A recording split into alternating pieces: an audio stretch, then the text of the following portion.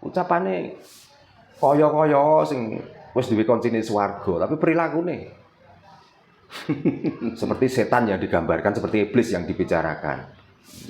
Menjelek-jelekan setan, menjelek-jelekan iblis, tapi kelakuannya digawe.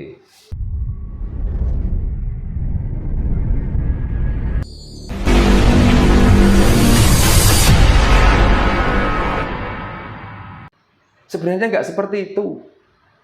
Makanya sampai terakhir, sampai terus-menerus sampai Sesiti Jenar dengan Sabdo Palon ini di framing sedemikian rupa seolah-olah hanya orang yang membawa ajaran Islam itulah yang menang. Saya pengen tahu buktinya mana orang-orang yang membawa Islam itu di sini menang. Yang saya Subakir itu, Pak. Nah, saya Subakir contohnya. Kalau memang dia sakti, orang yang bisa menumbali tanah Jawa, kenapa dia tidak beranjak dan tidak bergeser dari situ? Kenapa? Kok dia terkurung di atasnya Gunung Tidar? Katanya tanah Jawa itu ditumbali. Terus sekarang dengan kemenangan Syekh Subakir, bukti apa yang masih ditinggalkan? Coba. Gak ada sama sekali. Ternyata di situ peninggalan-peninggalan Sabdo Palonoyo Genggong yang nampak. Tentang prasasti, tentang petilasan-petilasan yang ditinggalkan.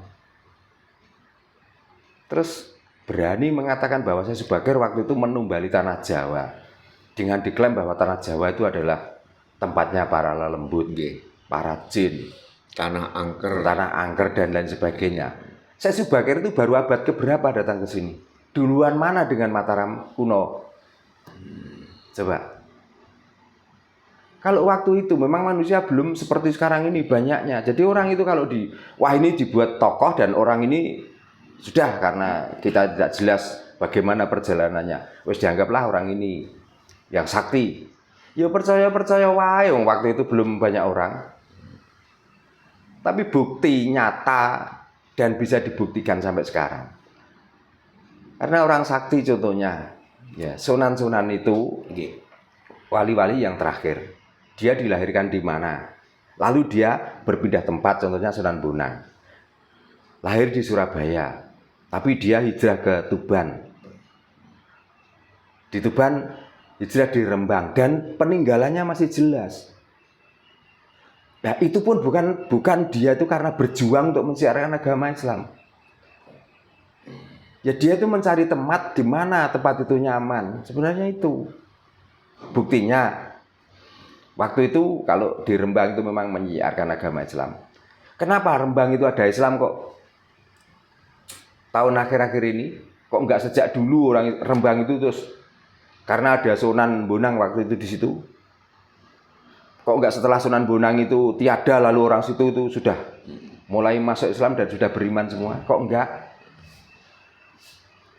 Berarti kalau gitu dinamakan syiar itu bukan berarti gembar-gembor menyampaikan risalah itu, tapi para wali dan termasuk yang saya bicarakan tadi Panglima Cengho, dia mencontohi laku seperti inilah dinamakan laku baik atau laku keselamatan. Nah, laku untuk keselamatan dan laku baik ini untuk pegangan, jadi dinamakan agama. Maka agama Islam itu sebenarnya pegangan, ya pegangan diri, pegangan hati, pegangan pribadi supaya untuk berlaku baik. Makanya orang yang sudah mengklaim dirinya Islam, orang yang sok beragama, tapi kok perilakunya buruk, itu bukan Islam. Itu orang yang dompleng di dalam pegangan kebenaran dan kepegangan keselamatan. Sebenarnya itu. Nah orang sekarang itu sulit ditunjukkan ini yang benar, ini yang salah itu sulit. Karena apa? Ya sudah terdogma. Mau benar mau salah, orang yang sudah ditokohkan di dalam agama, mau tidak mau kita dipaksa harus percaya. Ini itu. Makanya otak-otak seperti ini sebenarnya itu harus ada yang berani meluruskan, harus yang berani menyampaikan bahwa sebenarnya agama itu bukan budaya ritual. Dan di kitab manapun itu belum ada Tuhan itu minta disembah, itu belum ada. Kita itu loh kadang-kadang ya kemenyek. Kadang-kadang sing sok keminter. Dengan cara budaya seperti itu, dengan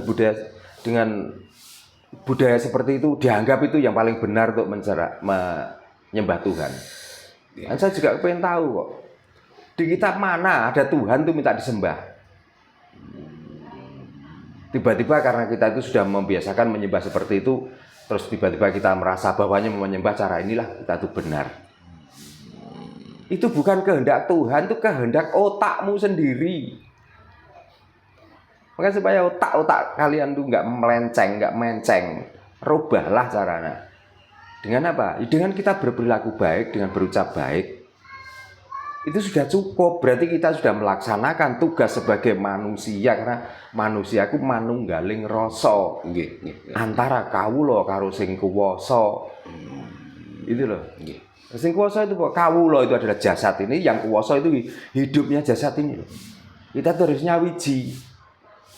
Menyatukan. Jadi ojo kok ucapane apik ning tumindake rusak. Jangan gitu. Ucapane kaya-kaya sing wis duwe koncine swarga, tapi perilakune seperti setan yang digambarkan, seperti iblis yang dibicarakan. Menjelek-jelekan setan, menjelek-jelekan iblis, tapi kelakuannya digawe. Itu. Nah ini Pak, kita kembali ke masuknya Islam Pak. Cerita dongeng itu kan yang bawa Islam kan katanya, ini kan dongeng Pak ya ini. Yang direkayasa tadi itu kan Wali Songo Pak.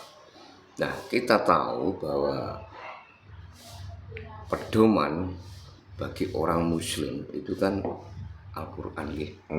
Jadi zaman ada Islam sampai sekarang itu kan masih tetap yang dipegang kan Al-Quran. Nah, kenapa ketika konon katanya yang membawa Islam masuk ke tanah Jawa dulu para wali itu kan ketika menyebarkan ajaran kan dengan cara damai gitu Pak.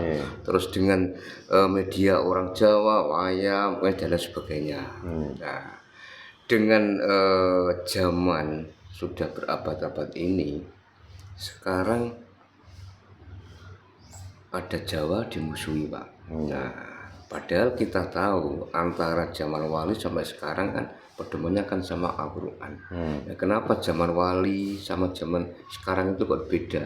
Yang sekarang itu justru malah musuhi orang-orang Jawa, yang zaman wali malah pakai media orang Jawa. Nah ini yang salah di mana Pak? Apakah yang orang-orang yang baru-baru ini yang sudah merekayasa semuanya Pak? Setiap pemeluk agama apapun, kalau hanya berpedoman satu kitab, saya yakin rusak. Makanya kalau orang itu mau kepingin benar cara beragama, pelajarilah beberapa kitab. Karena kitab adalah karangan manusia.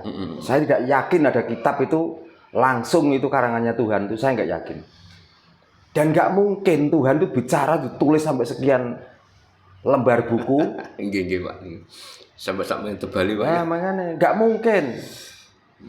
Itu adalah orang-orang yang jenius tentang menemukan tentang ketuhanan. Yang katanya dibawa malaikat. Malaikat sopo?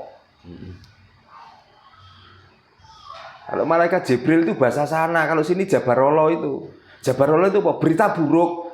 Maka di dalam kitab itu tertulis berita-berita buruk.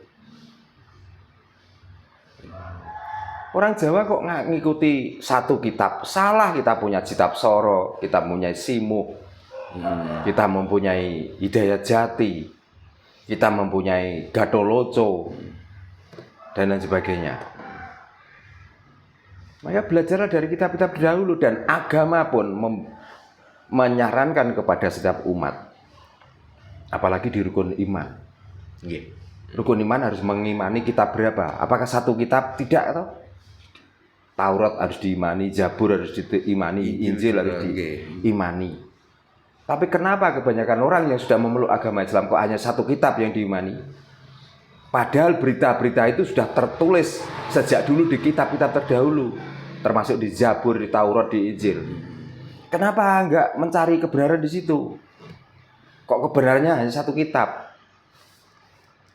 Makanya kok mengklaim dirinya orang Islam, belum Islam karena imannya tidak sempurna.